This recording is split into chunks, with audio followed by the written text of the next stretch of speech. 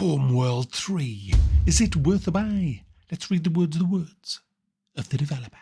Tactical, beautiful and wholly unique, the Game of the Year winning sci-fi RTS returns with Homeworld 3. Assume control and battle through fleet combat in dazzling, fully 3D space, while the award-winning story unfolds on a galactic scale. First up, guys, let's have a quick look at the graphical options. There's quite a few to twiddle and tweak, as you'd expect from a full price. Well, it's a £50 game, this. You can get it cheaper than that, though, on Green Man Gaming. It's their birthday.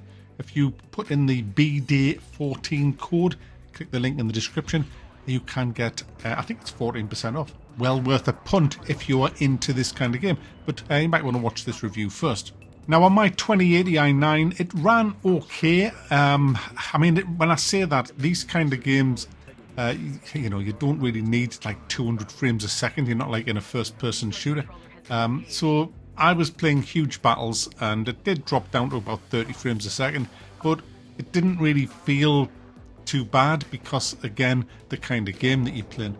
It has a 5 or 6 hour campaign, which I haven't finished.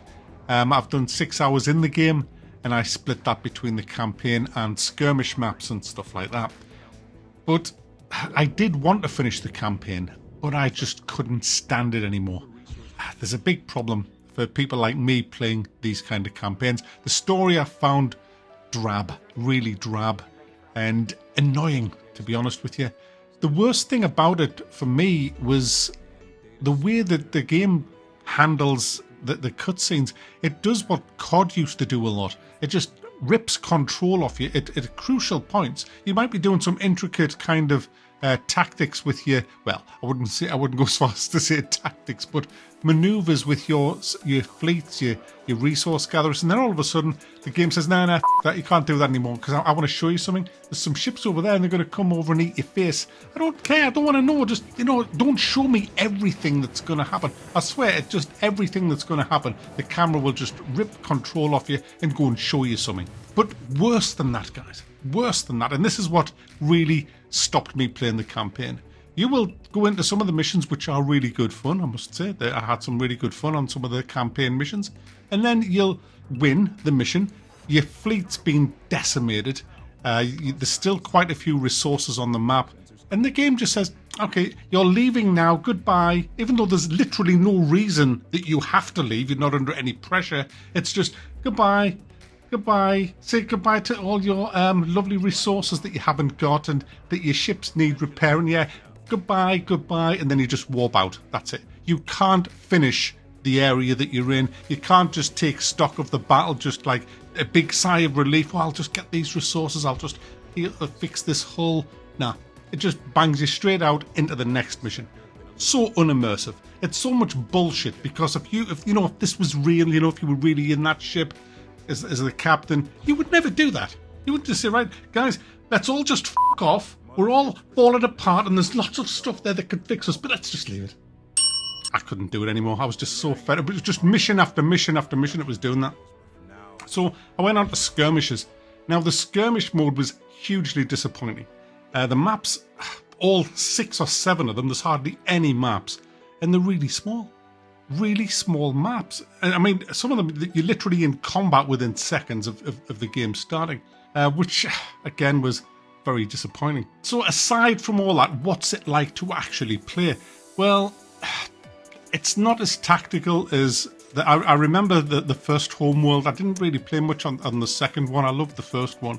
And compared to that, it's just, well, it didn't have that wow factor, you know. It's kind of devoid of tactics. You just build a big group and throw your group at their group, and whoever has the most upgrades and cooldowns wins, essentially. At least that was my experience in the actual skirmish mode. It's just, you know, big group against big group. It looks fantastic. I mean, it really does look good when there's huge battles going on. It's just chaos, absolute chaos. And the way you build your ships as well is different. You go down an unlocking route on the UI. I didn't like the UI, to be honest with you.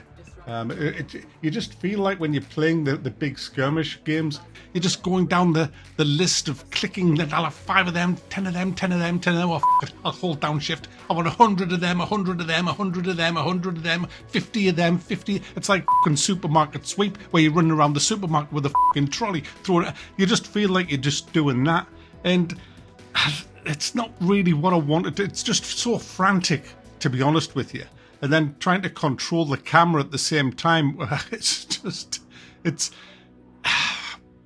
disappointing. It's not a horribly bad game by any means.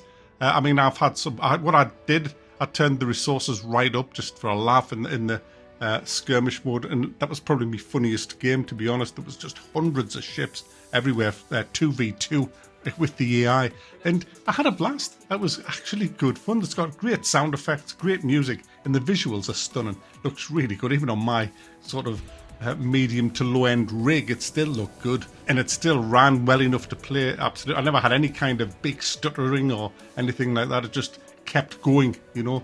And yeah, it is a fun game, but it's disappointing for a Homeworld game. That's my problem with it. I expected it to be a lot better than it is, which is a shame. It's a big shame. I think die-hard Homeworld fans, I'm not a die-hard Homeworld fan, I love the first one, but I think the die-hards are not going to be too happy with this. It feels like a MOBA, to be honest with you, and the campaign I found very, very annoying. Other bad things this game has, aside from the ones I've already mentioned, it has the nouveau, which I don't like. The main reason I don't like it is because the pirates get a better version of the game than the actual paying legit customers. Man, that's just screwed up, considering it's already on Steam, which is a DRM in itself. There's also a big kind of thing you have to agree to, the terms at the beginning, which gives them access to a shit ton of your private stuff. Don't like that. Gameplay wise, the pathfinding's a bit odd. Sometimes you'll tell your guys to go and do something and they'll just say nah. They just sit there like dicks. So there's a bit of clicky. Oh, and it has a day one. It's actually a season pass, if I remember rightly. Yeah, I think it's got day one season.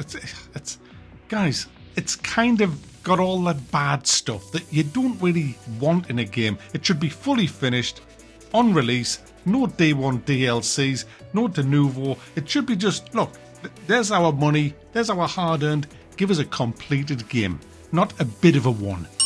So there you go, guys. Homeworld 3, another big disappointment at 50 quid.